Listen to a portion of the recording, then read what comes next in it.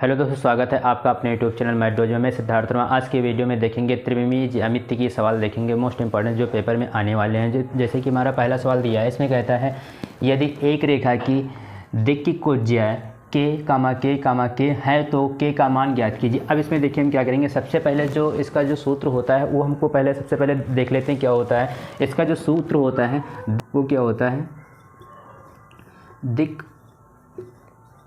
कोज्याएँ बोलें या अनुपात बोलें, इनका जो सूत्र होता है वो होता है L² plus M² plus N² बराबर 1 होता है।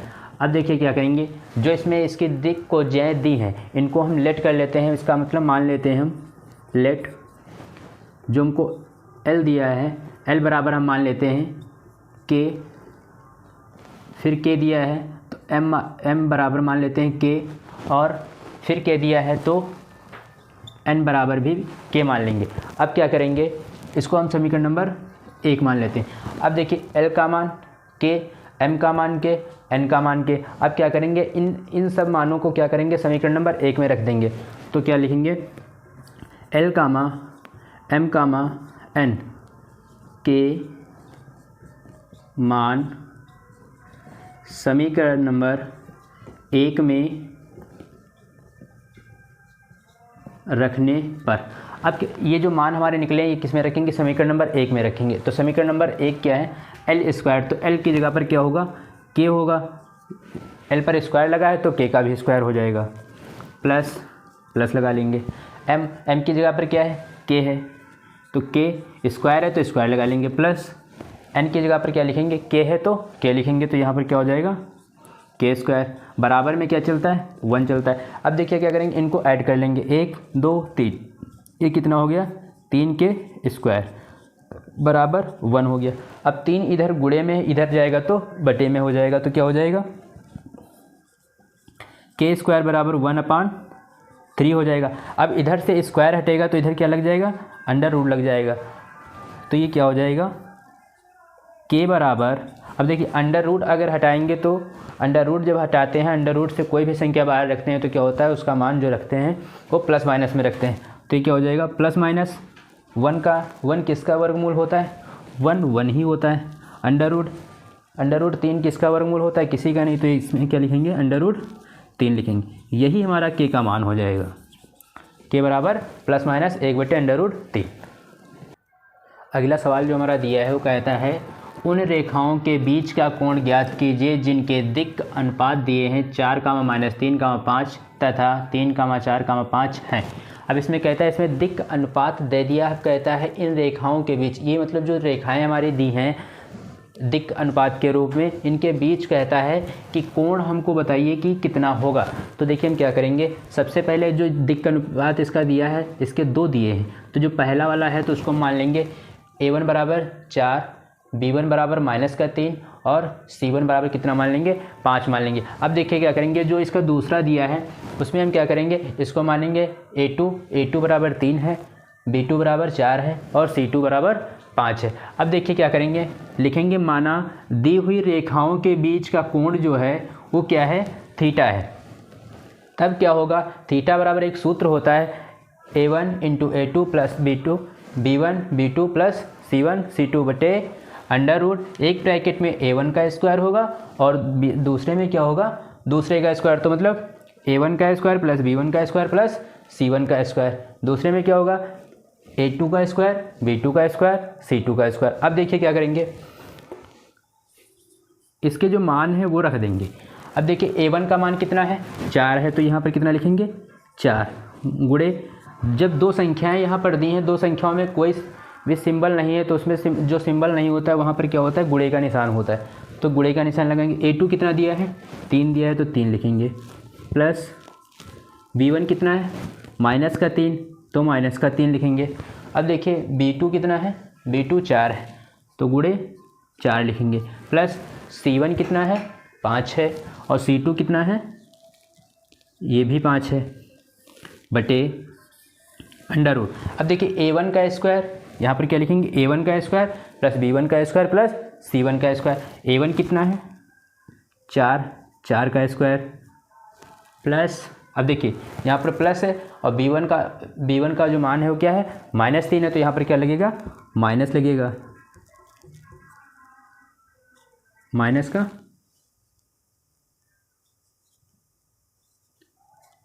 यहाँ पर -3, इसको ब्रैकेट में कर लेंगे, प्लस c1 का स्क्वायर, तो c1 का स्क्वायर कितना है 5, एक ब्रैकेट में ही हो जाएगा। अब देखिए क्या होगा,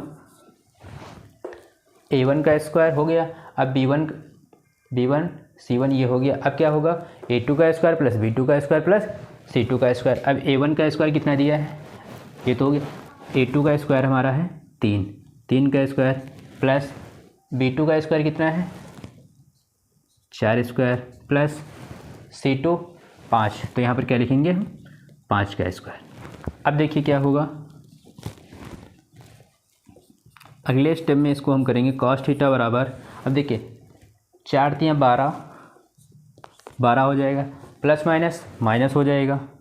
अब ये क्या हो जाएगा 4 तियाँ 12, ये भी हो जाएगा, प्लस 25 हो जाएगा, 25 हो जाएगा बटे, अब देखिए 4 का स्क्वायर कितना होता है 16, प्लस 3 का स्क्वायर 9, प्लस 5 का स्क्वायर 25, एक ब्रैकेट में ये हो जाएगा, दूसरे ब्रैकेट में क्या हो जाएगा 3 का स्क्वायर 9 प्लस 4 का स्क्वायर 16 प्लस 5 का स्क्वायर 25।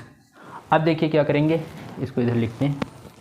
अब ये क्या बराबर में क्या चलता था cos थीटा, तो यहाँ पर क्या लिखेंगे cos थीटा बराबर, अब देखिए एक 12 प्लस का है एक माइनस का, तो ये कट जाएगा, तो ऊपर क्या बचेगा केवल 25 बचेगा अंडर रूट। अब देखिए ये क्या है 16 9 कितना होता है 25, और 25 कितना हो जाएगा 50 हो जाएगा, तो एक ब्रैकेट में कितना है 50, दूसरे ब्रैकेट में देखते हैं 9 और 16 25 और 25 50 हो जाएगा।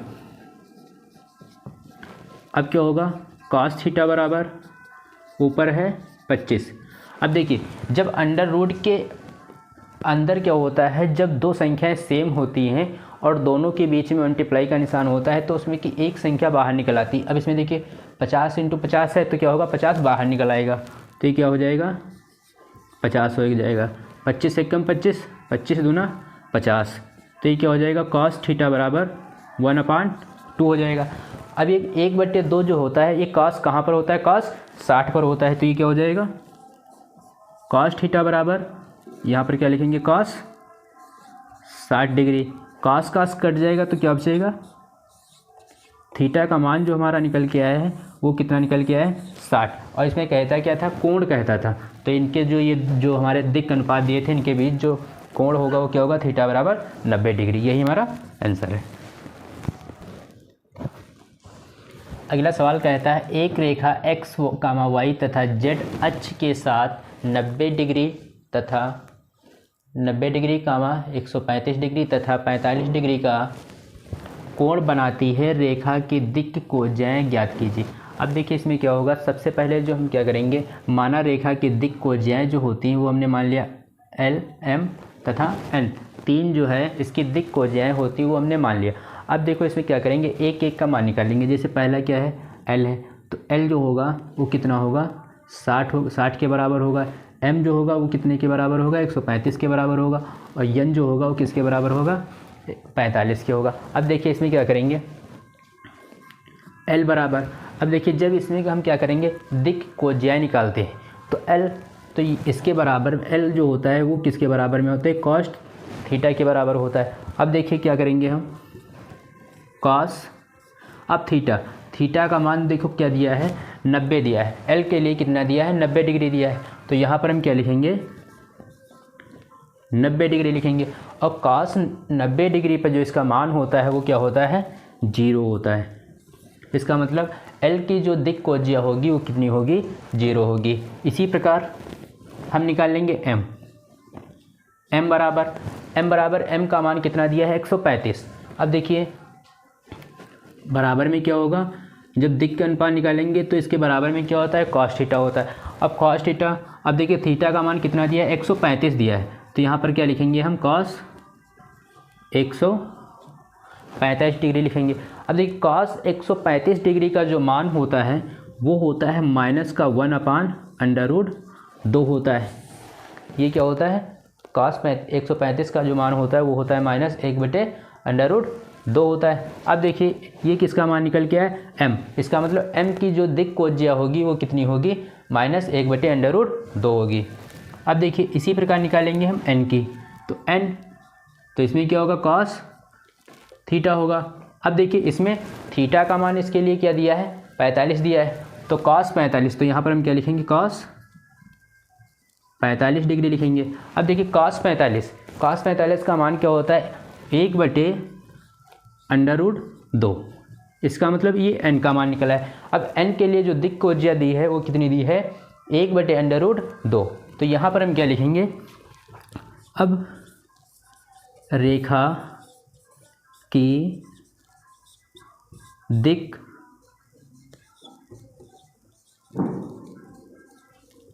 दिक् कोज्याएँ जो हैं वो क्या हैं, यहाँ पर हम लिखेंगे 0, फिर क्या लिखेंगे -1/√2, तीसरी जो हमारी है क्या है, 1/√2 है। ये हमारी जो क्या होंगी, इसकी दिक् कोज्याएँ हो जाएंगी।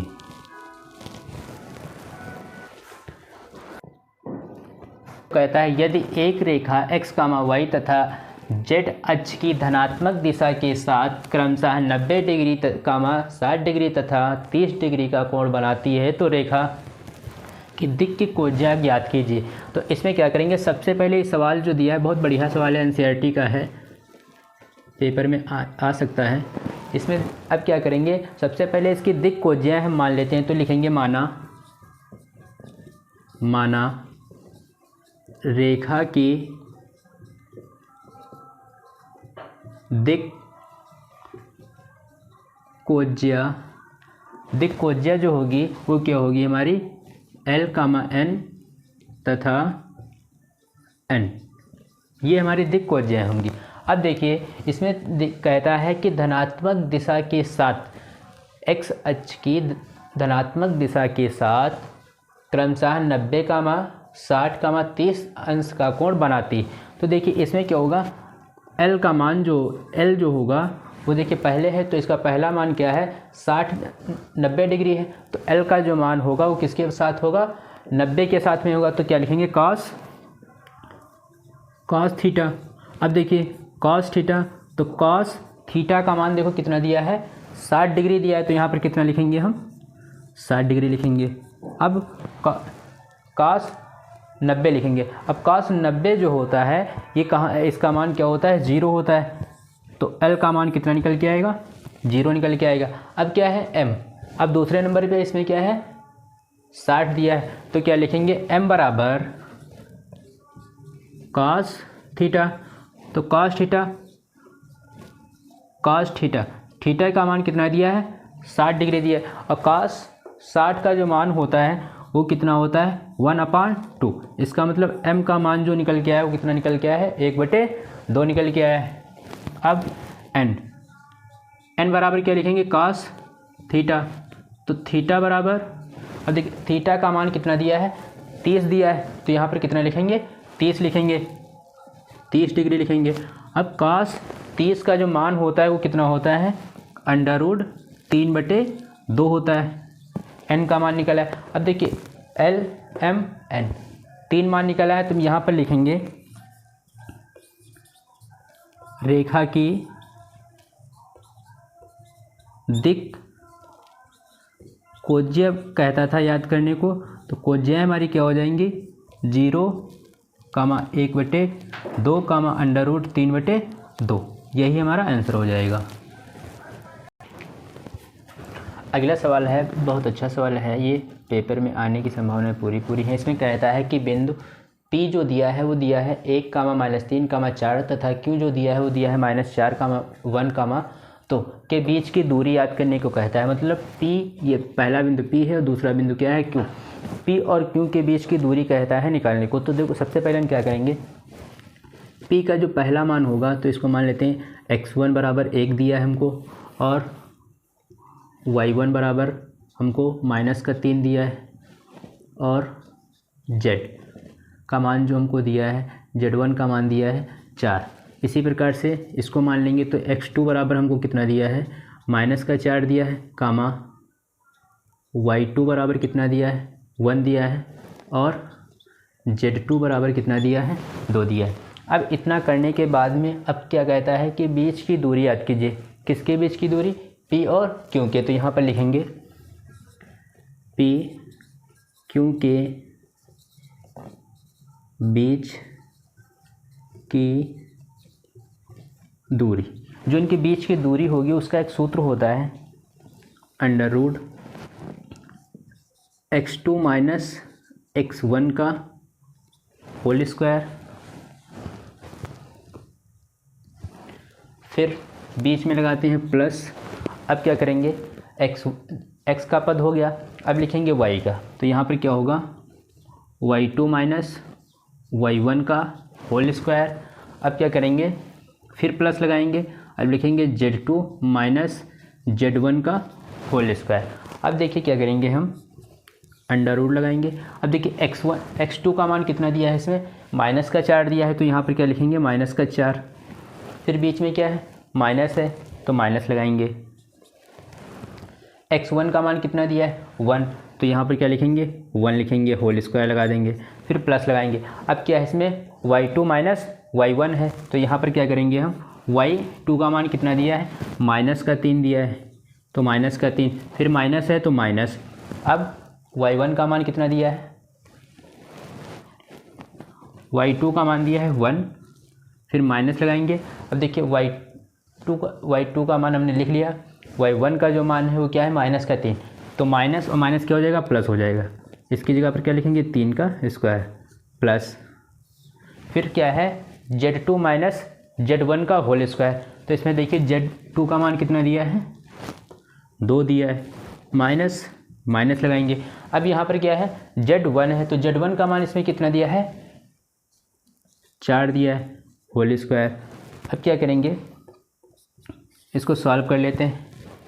-4 और -1 कितना हो जाएगा, -5 प्लस 3 और 1 4 का स्क्वायर प्लस 2 से 4 नहीं जाएगा, लेकिन 4 से जब 2 जाएगा तो कितना बचेगा, 2 बचेगा। माइनस का 2 बचेगा क्योंकि माइनस की संख्या बड़ी है। अब क्या करेंगे, √ 5 का स्क्वायर कितना होगा, 25 प्लस 4 का स्क्वायर कितना होगा, 16 होगा, प्लस 2 का स्क्वायर कितना होगा, 4 होगा। अब देखिए 16 और 4 20, 20 और 25 कितना होगा, 45 होगा। अब 45 से किसका स्क्वायर होता है, किसी का स्क्वायर नहीं होता है, तो हमारा यही आंसर हो जाएगा। अगला क्वेश्चन हमारा दिया है, बहुत अच्छा सवाल है। इसमें कहता है दर्शाइए कि बिंदु 2, 3, 4, दूसरे ब्रैकेट में दिया है -1, -2, +1 तथा तीसरे ब्रैकेट में है 5, 8, 7 संरेख है।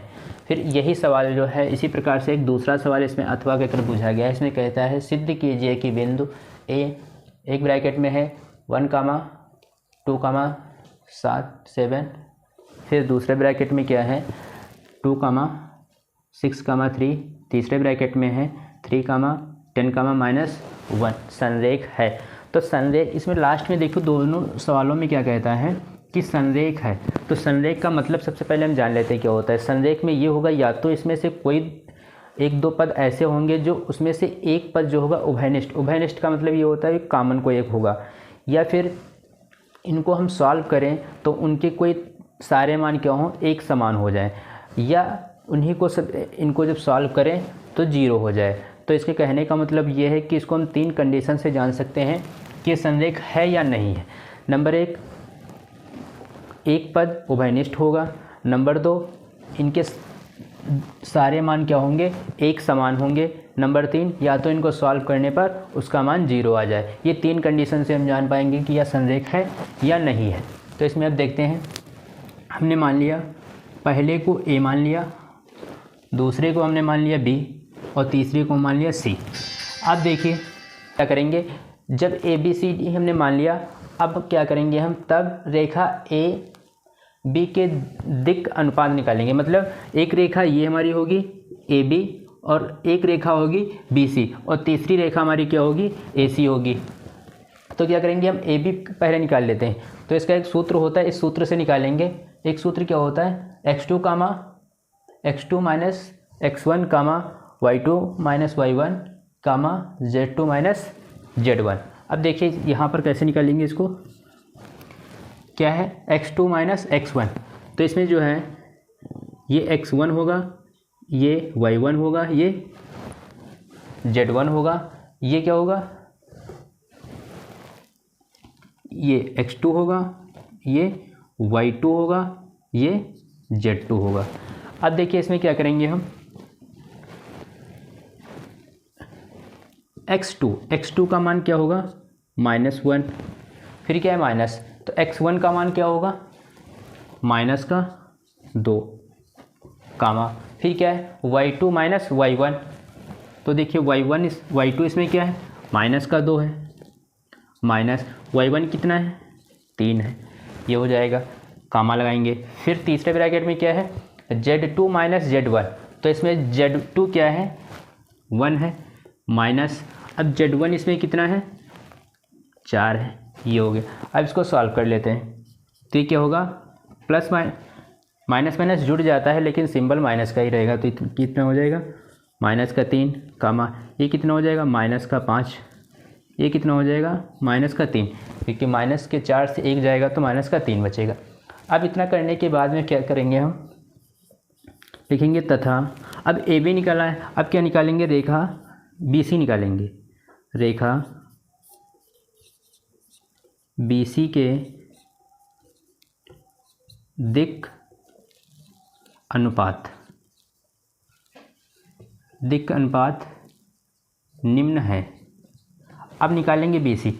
अब देखिए ये हम ए बी निकाला था, तो ये x1 था, y1 था, z1 था, और ये क्या था x2 y2 और z3 था। अब देखिए क्या होगा, अब निकालेंगे बी सी। तो बी सी में क्या होगा, ये हमारा हो जाएगा x1, ये y1, ये z1, और ये हमारा क्या हो जाएगा x2 हो जाएगा, ये y2 हो जाएगा, ये z2 हो जाएगा। अब देखिए क्या करेंगे, इसी सूत्र से हम इसका भी निकाल लेंगे मान। अब इसमें क्या है x2 माइनस x1, तो इसमें x2 क्या है 5 है और x1 कितना है माइनस का 1 है, तो क्या हो जाएगा 5 माइनस, और x1 का मान भी -1 दिया है, तो क्या हो जाएगा प्लस का 1 कामा y2 माइनस y1। तो y2 इसमें कितना है 8 है और y1 कितना है माइनस का 2, तो ये कितना हो जाएगा 8 प्लस का 2 हो जाएगा, माइनस माइनस प्लस हो जाएगा। तीसरे ब्रैकेट में क्या होगा z2 माइनस z1। तो z2 इसमें कितना है 7 है और -1 कितना हो जाएगा 7 माइनस 1। अब इसको सॉल्व कर लेते हैं। ये कितना होगा 6 कामा 10 कामा 6, इतना निकल आएगा। अब देखिए क्या होगा, ये जो हमारा ये होगा ये -3 जो है ये a1 हो जाएगा, ये हमारा क्या हो जाएगा b1 हो जाएगा, और ये हमारा क्या हो जाएगा c1 हो जाएगा। इसी प्रकार ये हमारा हो जाएगा a2, ये मान जो हो जाएगा ये हमारा हो जाएगा b2, और ये हमारा मान क्या हो जाएगा c2 हो जाएगा। अब देखिए एक सूत्र होता है, वो सूत्र होता है a1 बटे a2 बराबर b1 बटे b2 बराबर c1 बटे c2। अब देखिए a1 का मान क्या हो जाएगा -3, तो यहाँ पर कितना लिखेंगे -3।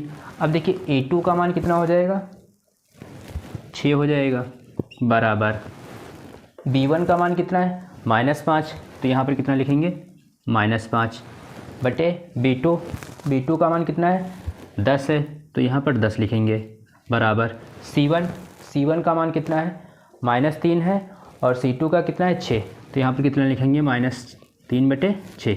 अब देखिए 3 एकम 3, 3 दूना 6, 5 एकम 5, 5 दूनी 10, 3 एकम 3, 3 दूना 6, ये कितना हो गया 1/2 बराबर माइनस का 1/2 बराबर माइनस का 1/2।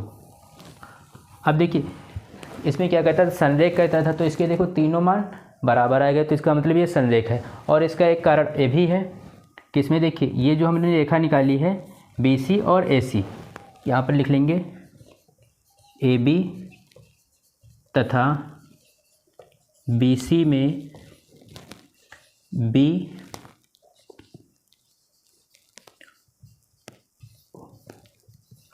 उभयनिष्ठ है, यही हमारा आंसर हो जाएगा। अगला क्वेश्चन हमारा दिया है, कहता है x, y तथा z अक्षों के दिक् को ज्या कहता है निकालने को। तो देखो हम क्या करेंगे, हम इसमें क्या करेंगे, इसको मान लेते हैं x अक्ष जो है वो क्या है y तथा z अक्ष पर क्या होगा, लंब होता है। तो क्या होगा, तब हम निकालेंगे x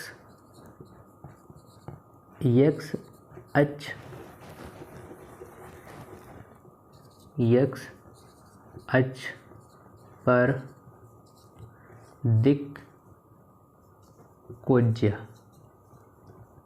जब x अक्ष पर दिक् कोज्या निकालेंगे तो इसका सूत्र होता है cos 0 अंश कामा cos 90 कामा cos 90। अब इसमें क्या होगा, जैसे कि x कामा y कामा z, तो x है तो x का निकालना है तो cos 0 रखेंगे। फिर जब अगर हम y का निकालेंगे तो y बीच में आता है तो cos 0 बीच में रखेंगे और cos 90 पहले और बाद में cos 0 जो होगा वो कहाँ होगा, बीच में होगा। z का जब निकालेंगे तो z कहाँ होगा, लास्ट में आता है, तो cos 90 कामा cos 90 और cos 0 को हम लास्ट में ले जाएंगे। अब देखिए x अक्ष पर जो दिक् कोज्याएँ होती हैं वो क्या होती हैं, cos 0। तो cos 0 का जो मान होता है वो कितना होता है, 1 होता है, और cos 90 का 0, cos 90 का 0। इसका मतलब x अक्ष पर जो दिक् कोज्या होगी वो क्या होगी, 1,0,0। इसी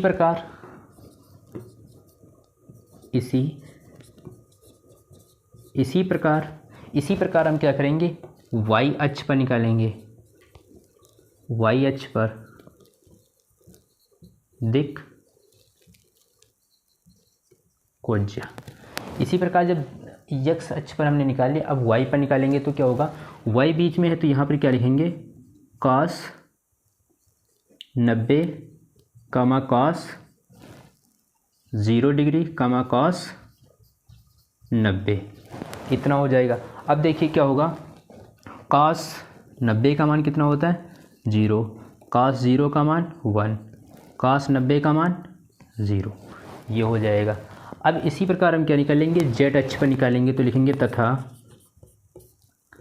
z अक्ष पर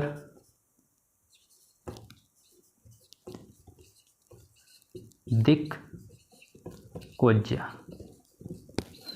जब x अक्ष पर निकाल लिया, y अक्ष पर निकाल लिया, अब निकालेंगे z अक्ष पर। तो z अक्ष पर निकालेंगे तो z जो है सबसे लास्ट में आता है, तो क्या करेंगे इसमें, इसको हम क्या करेंगे, cos 90 डिग्री कामा cos 90 डिग्री कामा cos 0 डिग्री, ये हो जाएगा। अब क्या होगा, cos 90 का मान 0, cos 90 का मान 0, cos 0 का मान 1। इसका मतलब x अक्ष पर जो दिक् कोज्याएँ होंगी वो क्या होगी, 1,0,0, और y अक्ष पर इसकी दिक् कोज्या क्या होगी, 0,1,0, और z अक्ष पर क्या होगी, 0,0,1। यही इनके जो है आंसर हो जाएंगे। अगला सवाल हमारा है, कहता है बिंदु 5,2, -4 से जाने वाली तथा सदिश 3i cap plus 2j cap -8 के कैप के समांतर रेखा का कार्तीय समीकरण ज्ञात कीजिए। अब इसमें देखिए क्या करेंगे, जो हमारा इसमें कहता है बिंदु, तो इसमें हम बिंदु में क्या करेंगे, मान लेते हैं जो इसमें x1 बराबर कितना है, 5 है, कामा y1 कितना हो जाएगा, 2 हो जाएगा, और z1 कितना हो जाएगा, -4 हो जाएगा। अब इसमें कहता है तथा सदिश जो है वो क्या दिया है, कहता है तथा सदिश जो हमारा दिया है 3 आई कैप प्लस 2 जे कैप माइनस 8 के कैप। अब ये जो सदिश दिया है यहाँ से हम ए और बी और सी का मान निकालेंगे।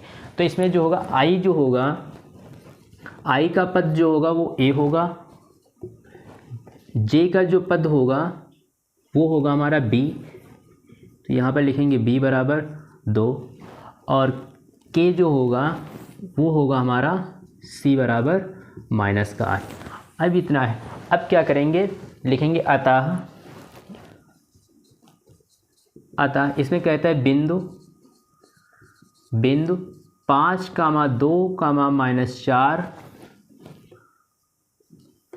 से जाने वाली तथा सदिश हमारा क्या दिया है, यहाँ पर लिखेंगे 3 आई कैप प्लस 2 जे कैप माइनस 8 के कैप के समांतर। तो यहाँ पर लिखेंगे समांतर रेखा का कार्तीय समीकरण निम्न है। अब निम्न है। अब देखिए इसका हम समीकरण, इसमें समीकरण निकालने को कहता है। आप समीकरण निकालेंगे तो समीकरण जब निकालेंगे तो उसका जो सूत्र होता है वो होता है x माइनस x1 बटे a होता है, फिर होता है बराबर y माइनस y1 बटे b होता है। इसी प्रकार से क्या होगा, z वाला होगा तो क्या होगा z माइनस z1 बटे c होगा। अब इसमें हम मान रखेंगे। अब देखिए x का मान तो कहीं पर दिया नहीं है, तो x का मान नहीं दिया है तो x को हम ऐसे ही लिख लेंगे माइनस। अब देखिए x1 का मान कितना दिया है, 5 दिया है, तो यहाँ पर कितना लिखेंगे 5 लिखेंगे। a का मान कितना दिया है, 3 दिया है, तो यहाँ पर कितना लिखेंगे 3 लिखेंगे बराबर।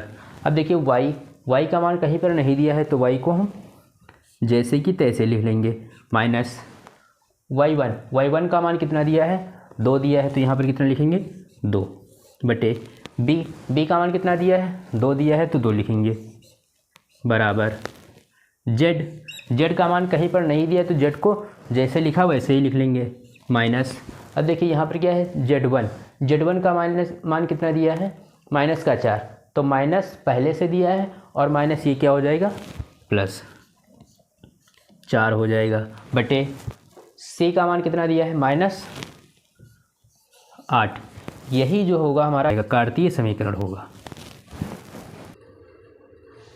अगला सवाल हमारा कहता है बिंदु हमारे दिए हैं क्या है 3, -2, -5 और 3, -2, -6 प्लस का 6 है से गुजरने वाली रेखा का कार्तीय समीकरण ज्ञात कीजिए। अब इसमें कहता है 2 रेखाएं हैं। इससे पहले वाला सवाल क्या था, उसमें एक सदिश दिया था, सदिश से जाती थी, और इसमें अब सदिश नहीं दिया है तो कैसे इसको लगाएंगे। तो इसमें क्या होगा, जो इसके बिंदु दिए हैं इसको हम मान लेते हैं। x1 बराबर क्या हो जाएगा हमारा 3 हो जाएगा, y1 क्या हो जाएगा -2 हो जाएगा, और z1 कितना हो जाएगा माइनस का 5 हो जाएगा। इसी प्रकार से क्या होगा, जो दूसरा बिंदु है उसको क्या मानेंगे हम, x2 हो जाएगा, x2 3 हो जाएगा, y2 कितना हो जाएगा -2 हो जाएगा, z2 कितना हो जाएगा 6 हो जाएगा। अब क्या कहता है, जो बिंदु है से जाने वाली रेखा का समीकरण। तो यहाँ पर लिखेंगे रेखा का समीकरण,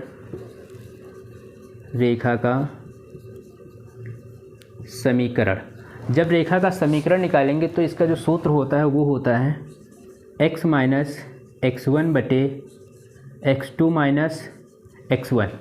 अब इसके बराबर में क्या लिखेंगे हम, इसके बराबर में y वाला पद होगा, तो y वाला क्या होगा y माइनस y1 बटे y2 माइनस y1 होगा। इसी प्रकार z वाला पद होगा तो क्या होगा z माइनस z1 बटे z2 माइनस z1 होगा। अब देखिए इनके मान रख लेते हैं। अब देखिए x का मान कहीं पर नहीं दिया है तो x को हम ऐसे ही लिख लेंगे, ये हो जाएगा x माइनस x1 का मान कितना दिया है, 3 दिया है, तो यहाँ पर कितना लिखेंगे, 3 लिखेंगे, बटे x2 का मान कितना दिया है, 3 दिया है, माइनस x1 का मान कितना दिया है, 3 दिया है, बराबर। अब देखिए y का मान नहीं दिया है तो y ऐसे ही लिख लेंगे, माइनस y1 का मान कितना दिया है, -2, तो माइनस पहले से लिखा था तो ये क्या हो जाएगा, प्लस का 2 हो जाएगा। अब देखिए y2 कितना दिया है, माइनस का 2 दिया है, तो यहाँ पर क्या हो जाएगा, -2, माइनस y1 का मान कितना दिया है, माइनस का 1 दिया है, माइनस का 2 है, तो माइनस माइनस प्लस हो जाएगा। अब देखिए z, तो z क्या है, कुछ नहीं है, तो z ही लिख लेंगे। अब z1 का मान कितना है, माइनस का 5, तो माइनस माइनस क्या हो जाएगा, प्लस हो जाएगा। अब z2 का मान कितना है, 6, तो 6 माइनस, अब z1 का मान कितना है, -5, तो माइनस माइनस क्या हो जाएगा, प्लस हो जाएगा। अब देखिए ये क्या हो जाएगा, x -3/0 बराबर y + 2 अब ये क्या हो जाएगा, ये भी 0 हो जाएगा, बराबर ये क्या हो जाएगा, z + 5/11। ये हो, जब किसी संख्या के नीचे 0 होता, किसी के नीचे 0 होता, ऊपर संख्या होता है तो उसका मान 0 हो जाता है, इसका मान भी 0 हो जाएगा, बचेगा हमारा क्या, z + 5/11, यही हमारा आंसर हो जाएगा। अगला सवाल कहता है कि उस रेखा का कार्तीय समीकरण याद कीजिए जो बिंदु -2, 4, -5 से जाती है तथा एक समीकरण दिया है एक समीकरण जो दिया है वो क्या है, x + 3/3 बराबर y - 4/5 बराबर z + 8/6। अब इसमें क्या करेंगे, हमें लिखा है, ये लिखा है तो क्या करेंगे, दिया है रेखा बिंदु किस बिंदु से जाती है, -2, 4, -5 से होकर जाती है तथा रेखा क्या है, x + 3/3 बराबर y - 4/5 बराबर z + 8/6 के समांतर है। तो इसमें देखिए क्या करेंगे हम, सबसे पहले इसके हम दिक् अनुपात निकालें और x1 y1 और x1 y1 z1 के मान निकालें। तो हम लिखेंगे रेखा ये जो दिया है इससे हम, ये रेखा हमारी दी है x + 3/3 बराबर y - 4/5 बराबर z + 8/6 के दिक् अनुपात। इनके जो दिक् अनुपात होंगे, जब इस प्रकार का कोई समीकरण दिया होगा, रेखा दी होगी, तो इनके बट्टे में जो होता है वही हमारा दिक् अनुपात हो जाता है। तो इसमें देखिए पहला क्या है, तो यहाँ पर हम मान लेते हैं a बराबर 3 हो जाएगा, b बराबर कितना हो जाएगा, 5 और c बराबर 6। तो यहाँ पर लिखेंगे 5 और c बराबर 6, इतना हो जाएगा। अब निकालेंगे x और y के मान, फिर लिखेंगे तथा बिंदु, किस बिंदु से रेखा जाती है, -2, 4, -5। तो यहाँ से हम निकालेंगे x1 x2 का मान निकाल लें। तो यहाँ से जब हम x1 x2 का मान निकालेंगे तो क्या हो जाएगा, x1 का मान -2 और y1 का मान क्या हो जाएगा, 4 और z1 का मान क्या हो जाएगा, -5 हो जाएगा। अब क्या करेंगे, इसमें क्या कहता है, समीकरण याद कीजिए। तो लिखेंगे रेखा का कार्तीय समीकरण, कार्तीय समीकरण जो होता है वो क्या होता है, x - x1/a होता है। इसी प्रकार b वाला होगा, तो b में क्या होगा, y होगा, तो y - y1/b हो जाएगा, फिर z - z1/c हो जाएगा। अब देखिए मान रख देंगे, हमारा समीकरण हो जाएगा। x का मान कहीं पर नहीं दिया है तो x का मान क्या हो जाएगा, x ही रहेगा, और x1 का मान क्या है, -2, तो माइनस पहले से ही, तो ये क्या हो जाएगा, +2/a का मान कितना दिया है, 3 दिया है, तो यहाँ पर कितना लिखेंगे हम, 3 लिखेंगे, बराबर y का मान नहीं पता है तो y ऐसे लिख लेंगे, माइनस y1 का मान कितना है, 4 है, तो क्या हो जाएगा -4। b का मान कितना है 5, तो इसके बटे में कितना आ जाएगा 5 आ जाएगा, बराबर z का मान नहीं पता है तो क्या होगा z ही रहेगा, -z1 का मान कितना है -5, और माइनस पहले से ही तो ये क्या हो जाएगा प्लस का 5 हो जाएगा, बटे c का मान कितना है 6। यही हमारा समीकरण हो जाएगा।